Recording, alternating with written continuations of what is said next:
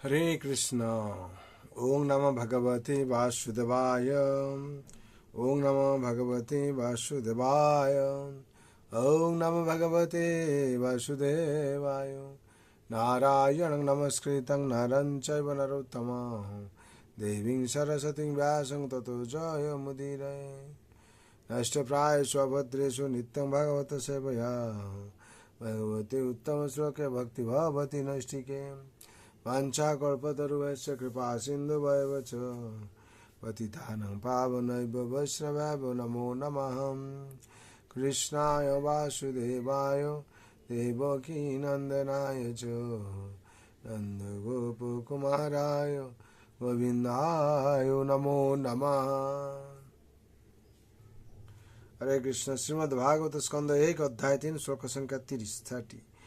एतद्रूपं भगवतो यारूपस्य चिदात्मनः मायागुणैः विचारितं महदादिभिरात्मनि। শব্দরে বলা আছে এতৎ এই সমস্ত রূপম রূপ ভগবত ভগবানের ই অবশ্যই অরূপস্য যার কোনো জড় রূপ নেই চিত আত্মন চিন্ময় জগতের মায়া জড়া প্রকৃতি গুণের দ্বারা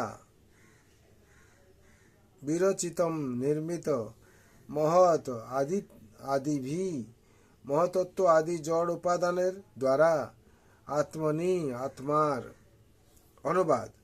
জড় জগতে ভগবানের যে বিরাট রূপের ধারণা তা কল্পনা প্রসূত, তা অল্পবুদ্ধি সম্পন্ন মানুষদের এবং নব্য ভক্তদের ভগবানের রূপ সম্বন্ধে ধারণা প্রদান করার জন্যে। কিন্তু প্রকৃতপক্ষে ভগবানের কোনো প্রাকৃত বা জড় রূপ নেই। তাৎপর্য।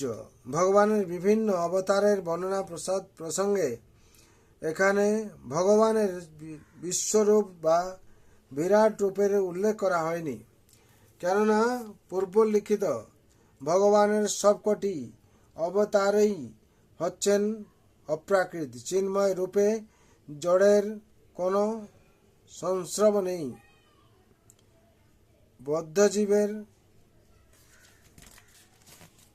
বদ্ধজীবের মতো তার দেহ এবং আত্মার মধ্যে কোনো পার্থক্য নেই। কনিষ্ঠ স্তরের ভক্তদের জন্য বিরাট রূপের কল্পনা করা হয়েছে, তাদের জন্য বিরাট রূপের উপস্থাপনা করা হয়েছে এবং তা শ্রীমদ্ ভাগবত দ্বিতীয় স্কন্ধে বিভিন্ন বিশ্লেষণ করা হয়েছে।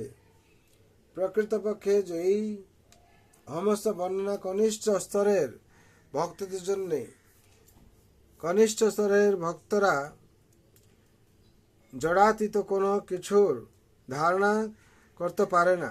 ভগবানের রূপের প্রাকৃত ধারণা তার বাস্তবিক স্বরূপের মধ্যে গণনা করা হয়নি। পরমাত্মা ও বা অন্তর্যামী রূপে ভগবান প্রতিটি প্রাকৃত রূপেই রয়েছেন, এমনকি তিনি পরমাণুর মধ্যেও রয়েছেন, কিন্তু তার বাহ্যিক প্রাকৃত জড় রূপ ভগবান এবং জীব উভয়ই কাছে কাল্পনিক। বদ্ধ জীবের বর্তমান স্বরূপও বাস্তব নয়। অর্থাৎ এখানে সিদ্ধান্ত হচ্ছে এই যে ভগবানের বিরাট রূপ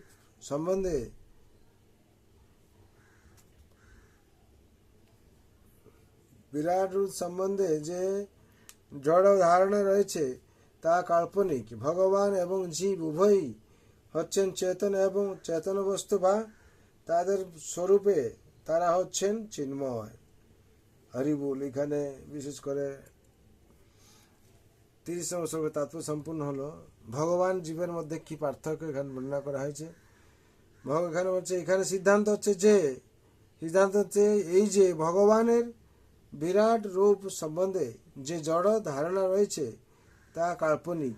ভগবান এবং জীব উভয়ই হচ্ছেন চেতন স্তর এবং তাদের স্বরূপে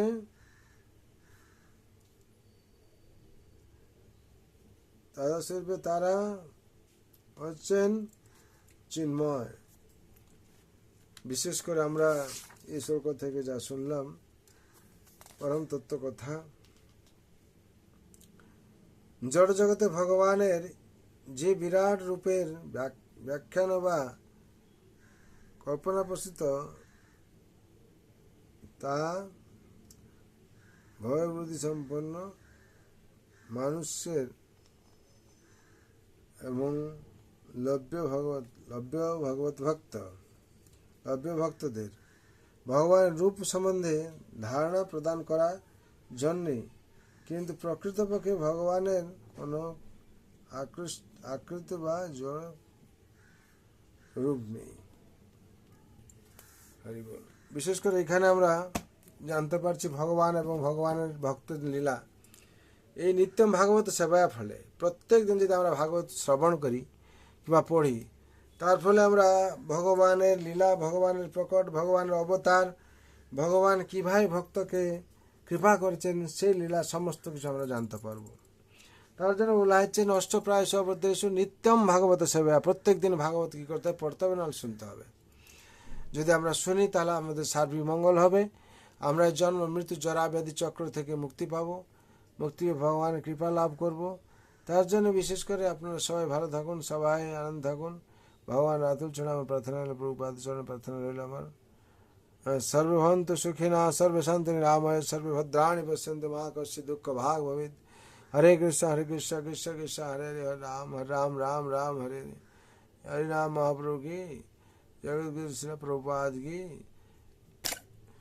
श्री गुरु महाराज की, अनंत कोटि वैष्णव भक्त वृंद की, उपस्थित भक्त वृंद की, निताय गौर प्रेमानंदे। हरि हरि बोल, हरि हरि बोल, हरि जगत गुरु श्री प्रभुपाद श्री गुरु महाराज की जय। निताय गौर प्रेमानंदे। हरि हरि बोल, हरि हरि बोल, हरि।